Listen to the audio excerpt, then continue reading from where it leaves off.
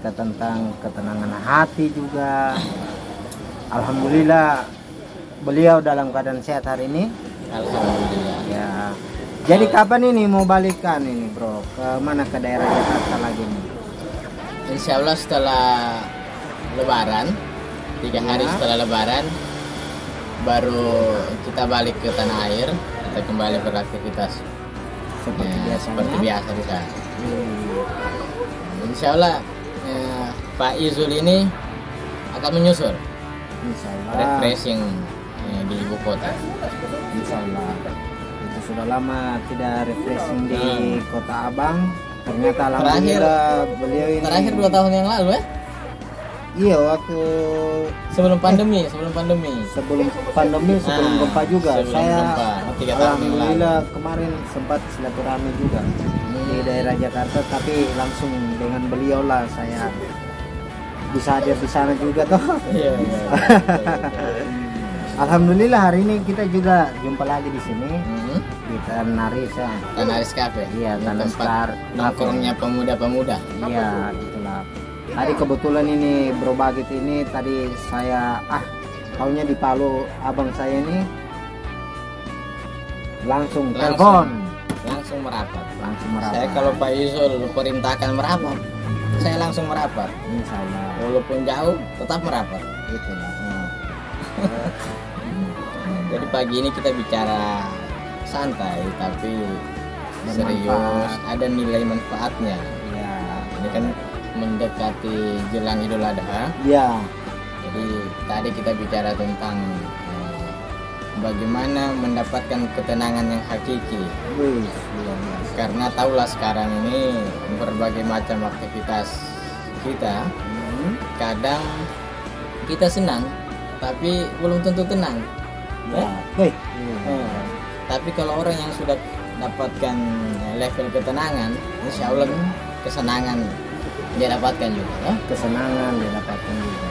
Belum tentu itu banyak uangnya kesenangan. Betul tidak? Betul.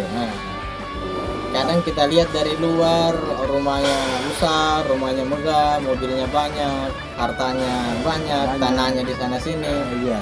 Tapi belum tentu seia sekata. Bapaknya maunya A, istrinya maunya B, anaknya maunya C. Ya. Sulit. Akhirnya kebersamaan, ketenangan dalam rumah itu biasanya sulit. Kadang anak tidak sesuai dengan mamanya, akhirnya bertengkar, anaknya minggat dari rumah. Iya. Tapi kalau tidak ada uang juga pusing juga. Betul. Jadi ada, kalau menurut saya bro, ada 3 kunci untuk mendapatkan ketenangan. Ya. Yang pertama itu perasaan senang. Senang. Jadi senang, di mana-mana kita senang. Walaupun banyak yang menyebalkan di luar, banyak masalah di luar, banyak hal-hal yang tidak menyenangkan, ya kita tetap mau senang ini kan. Betul. Nah, salah satu untuk mendapatkan kesenangan ya kita nongkrong, kita cerita, kan? Ya. Sambil ngopi, makan pisang goreng, itu perasaan senang. Ya. Jadi kalau pagi tadi kita baru bangun tidak senang, kita buat senang hari ini. Betul. Sampai tidur lagi. Ya. Kalau sudah senang perasaannya kita, ya pasti insya Allah lah Allah titipkan ketenangan. Seperti ceritanya siapa tadi itu, saya pengen ulang. Oh iya. Nabiullah Ibrahim alaihissalam itu punya hewan ternak kurang lebih 1.200.000 ekor. Iya. Itu tidak ada manusia sekarang yang punya binatang ternak itu banyak seperti Nabiullah Ibrahim, 1.200.000 ekor. Tapi belum tenang juga. Karena kenapa? Masih memikirkan ternaknya, masih memikirkan ya macam-macam lah. Nah, akhirnya dia diuji sama malaikat. Malaikat ini datang sebagai seorang pemuda, dia minta, wahai Ibrahim, saya disuruh untuk meminta hewan ternakmu sebanyak 50 ekor untuk jalan Allah. Iya. Langsung dibilang Nabi Ibrahim, sudah ambil, silakan ambil. Kalau mau saya kasih lagi. Akhirnya beberapa hari kemudian datang lagi tuh malaikat yang menyerupai pemuda tadi. Saya minta 50% dari jumlah ternakmu, artinya 600.000 ekor. Iya. Dia kasih. Nah, bahkan saat itu dibilang Nabi Ibrahim, kalau ada yang mau ambil semua saya punya ternak, saya kasihkan. Bahkan kalau saya punya anak, dia bilang, iya, dan itu diminta untuk Allah, dikorbankan di jalan Allah, saya kasih. Anak ini, anak satu-satunya. Nabi Ibrahim saat itu belum punya anak karena usianya sudah tua. Nah, tapi ya qadarullah, Allah mengizinkan di usianya yang sudah tua, Siti Hajar ini hamil. Hamil Ismail alaihissalam. Nah, setelah Ismail beranjak dewasa, turun perintah melalui mimpi 3 kali berturut-turut ini diperintahkan untuk sembelih anaknya. Masya Allah. Ini ya Nabiullah Ibrahim ini karena untuk mendapatkan ketenangan tadi, dia bahwa semua ini titipan Allah dan suatu saat diambil sama Allah. Habisnya dia korbankan anaknya. Tetapi sebelum dikorbankan dia tanya-nanya, Ismail, saya dapat perintah bahwasanya saya disuruh oleh Allah untuk mengorbankan dirimu. Ya karena Ismail ini tipe pemuda, tipe anak yang taat kepada bapak. Bismillahirrahmanirrahim, Allahu Akbar, kata anak. Dengan nama Allah, Allahu Akbar, segera lakukan. Akhirnya dipanggillah Ismail ini ke atas bukit dengan persiapan yang matang, tali, pisau dan lain sebagainya. Kemudian saat disembelih, saat leher didekatkan sama pisau, datang malaikat Jibril. Dia bawa pengganti Ismail, seekor kambing. Dengan izin Allah akhirnya digantilah Ismail dengan seekor kambing. Nah, dengan kekuasaan Allah akhirnya ketenangan yang didapatkan Nabi Ibrahim saat pengorbanannya full ke Allah dia dapatkan. Subhanallah.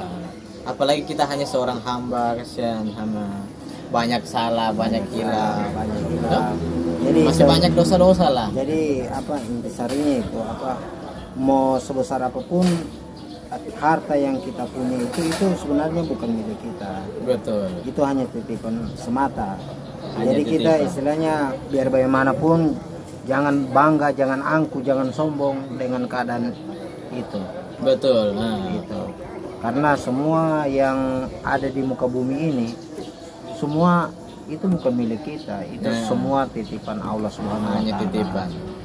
Gitu. Kapan dan di mana saja Allah mau ambil bisa. Oh bisa, sedetik pun Allah ambil itu tidak ada maksudnya susah ataupun sulit. Betul. Untuk mengambil sesuatu itu. Tetapi kembali lagi kita selalu banyak-banyak bersyukur kepada Allah Subhanahu wa Ta'ala. Gimana itu? Betul. Kita hati senang, kemudian perasaan damai, syukur itu. Kembali disyukurnya. Karena kalau kita mau hitung nikmat ini luar biasa banyaknya. Luar biasa. Syukur itu saja bagian dari nikmat. Luar biasa. Betul itu. Saya sepaham dengan penyampaian dari Ustadz Bagit, karena kayak seperti kita duduk-duduk begini, bernapas pun itu luar biasa. Itu nikmat yang beribu-ribu nikmat sudah. Betul. Duduk pun begini dengan nafas yang keluar.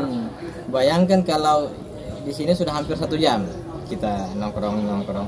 Kalau di rumah sakit orang yang sulit bernapas pakai oksigen 1 jam itu berapa diminta dibayar itu? Berapa diminta dibayar itu? Sekarang kita gratis, Pak. Gratis. Kopi, teh, susu, pisang, apa yang bisa dimakan dinikmati. Itu sangat luar biasa.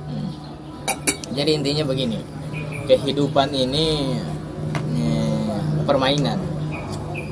Nah, untuk menjadi bagian dari pemain dalam kehidupan ini, kita harus menjadi pribadi insan yang bisa memberi nilai manfaat, bukan hanya untuk keluarga, bukan hanya untuk tetangga kanan kiri rumah, tetapi untuk semua orang.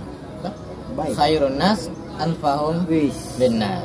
Subhanallah. Sebaik-baik manusia dilihat sebagai seberapa besar nilai manfaatnya untuk orang lain. Semoga kita semua bisa memberi nilai-nilai manfaat, bisa menebar kebaikan, bisa menjadi insan pemaaf, bisa menjadi orang bermanfaat untuk semua orang. Seperti kita ini kan duduk-duduk sambil ngopi begini kan, mumpung Pak Ustadz Bagit ada di Kota Palu juga, saya juga kan bisa sharing-sharing dengan beliau ini.